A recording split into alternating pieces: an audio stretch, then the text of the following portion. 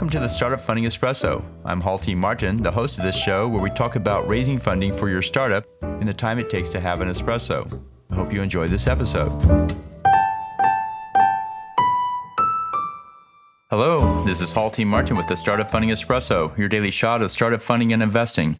Equity funding is just one source of funding for your startup. There are many others, such as grants. Grants are typically provided by government organizations to spur research and make a small contribution to the business. Commonly used grants include SBIR, Small Business Innovation Research, which provides Phase 1, 2, and 3 grants that add up to $1 million. You can search for grants at grants.gov. Grant funding is mostly one-time offerings and need not be paid back. They are non-dilutive, which means they don't take any space on the cap table. Use grants to cover costs that customers will not. For example, customers will not pay for basic research, but only for finished products.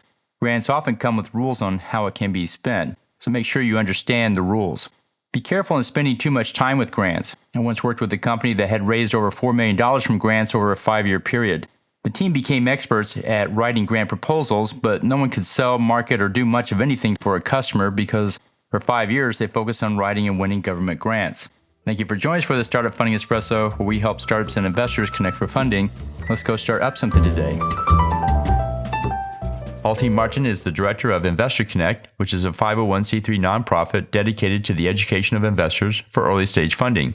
All opinions expressed by Hall and podcast guests are solely their own opinions and do not reflect the opinions of Investor Connect. This podcast is for informational purposes only and should not be relied upon for the basis of investment decisions.